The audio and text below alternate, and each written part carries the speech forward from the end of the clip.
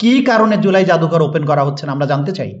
17 বছর ধরে ক্রসফায়ার, গুমের মতো ভয়াবহ অপরাধগুলো নিয়ে যা কিছু করেছে, আয়নাঘর তৈরি করেছিল যেগুলো, প্রত্যেকটি সেখানে স্থাপন করা হয়েছে।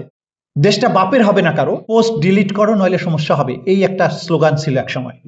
বাংলাদেশকে আমরা যে জায়গায় নিতে চেয়েছি, আমাদের শহীদেরা নিতে চেয়েছে, বাংলাদেশ সেই জায়গায় যাবে। সেই জায়গায় বাংলাদেশকে আমরা নেবই ইনশাল্লাহ। বহু কষ্টে, বহু স্বপ্ন নিয়ে জুলাই জাদুঘর প্রতিষ্ঠা করা হলো। প্রত্যেকটি কর্নার জুলাইকে ধারণ করে তৈরি করা হলো। আমাদের যে আবেগ ছিল, জুলাইয়ের বিপ্লবীদের যে কর্মকাণ্ড ছিল, প্রত্যেকটা জিনিসকে এখানে ফুটিয়ে তোলার চেষ্টা করা হয়েছে। পাশাপাশি 17 বছর ধরে ক্রসফায়ার, গুমের মতো ভয়াবহ অপরাধগুলো নিয়ে যা কিছু করেছে, আয়নাঘর তৈরি করেছিল যেগুলো, প্রত্যেকটি সেখানে স্থাপন করা হয়েছে। কি কারণে জুলাই জাদুঘর ওপেন করা হচ্ছে না আমরা জানতে চাই। জুলাই জাদুঘরে একজন দর্শক প্রবেশ করে যখন বের হয়ে আসবে, তার সমস্ত হৃদয় ভারাক্রান্ত হবে এবং সে এমন একটি অনুভূতি নিয়ে বেরিয়ে আসবে যে 17 বছরে যে নিষ্ঠুর স্বৈর শাসক বাংলাদেশে ছিল, সে কতটা নৃশংস ছিল তার প্রতি একরাশ ঘৃণা, এবং ভবিষ্যতে বাংলাদেশে এমন স্বৈর শাসক আর কখনো না আসুক, এমন একটা শপথ নিয়ে প্রত্যেকটা দর্শক সেখান থেকে বের হবে। আপনি কেন সেই জাদুঘরটা ওপেন করছেন না? আমাদের জাতীয় একটা বদনাম আছে যে আমরা দ্রুত কিন্তু ভুলে যাই। যে জিনিসগুলো আমাদেরকে এই কাহিনী ভুলতে দেবে না সেগুলো উন্মুক্ত করতে হবে। যেমন ফিল্ম করতে হবে, শর্ট ফিল্ম করতে হবে, কবিতায় লিখতে হবে, সাহিত্যে লিখতে হবে, তেমনি জাদুঘরে এটা থাকতে হবে।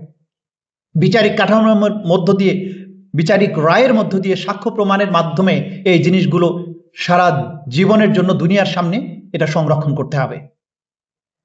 জুলাই বিপ্লবের লিটারেচারের চোখ দিয়ে যে দেখার কথা বলছি, এটাকে যদি আরো বিস্তৃতভাবে চিন্তা করা হয়, রাষ্ট্রীয় কাঠামোর যে সংস্কারগুলো, সেই জায়গায় যখন জুলাইয়ের এই চেতনাগুলো প্রতিফলিত হবে, দেশটা বাপের হবে না কারো, সেটা যখন আমরা সাংবিধানিক কাঠামোর মধ্য দিয়ে প্রতিষ্ঠা করব, যেখানে পরিবারতান্ত্রিক বারবার ফিরে আসার, শাসক হওয়ার ক্ষমতাকে রোধ করে দেওয়া হবে আইনি কাঠামোর মধ্য দিয়ে, সেটাও কিন্তু জুলাইয়ের লিটারেচার শুধুমাত্র কবিতা এবং গল্পেই হবে না, সংবিধানের একটা অনুচ্ছেদের মধ্য দিয়েও জুলাইয়ের লিটারেচার হতে পারে। বিচারিক একটি রায়ের মধ্য দিয়ে, বিচারিক রায়ের একটি অবজারভেশন, একটি পর্যবেক্ষণের মধ্য দিয়েও জুলাইয়ের লিটারেচার হতে পারে। সেই কাজগুলো আমাদেরকে অবশ্যই সম্পন্ন করতে হবে। পোস্ট ডিলিট করো নইলে সমস্যা হবে, এই একটা স্লোগান ছিল এক সময়। আবার মনে হচ্ছে সেই সময়টা ফিরে আসার চেষ্টা করছে। কিন্তু জুলাইয়ের সময়ে যেহেতু আমাদের জেনারেশন জি পোস্ট ডিলিট করেনি, নতুন করে আর কেউ পোস্ট ডিলিট করতে বাধ্য করতে পারবে এই কথা আমরা বিশ্বাস করি। সুতরাং কোনো পোস্ট ডিলিট হবে না,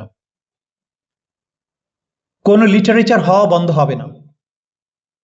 বাংলাদেশকে আমরা যে জায়গায় নিতে চেয়েছি, আমাদের শহীদেরা নিতে চেয়েছে, বাংলাদেশ সেই জায়গায় যাবে। সেই জায়গায় বাংলাদেশকে আমরা নেবই ইনশাল্লাহ। ভয় দেখিয়ে প্রতিবেশী চলে আসবে, চিকেন নেক দখল করে ফেলবে, পলাশবাড়িতে রাম মন্দির বানিয়ে ভয় দেখাবে যে এখান দিয়ে ঢুকবো, ওই দিক দিয়ে ঢুকবো, এগুলো ভয় দেখিয়ে লাভ নাই। এই বাংলাদেশে সেই প্রচেষ্টা কোনোদিন বাস্তবায়িত হতে পারবে না, হতে আমরা দেব না।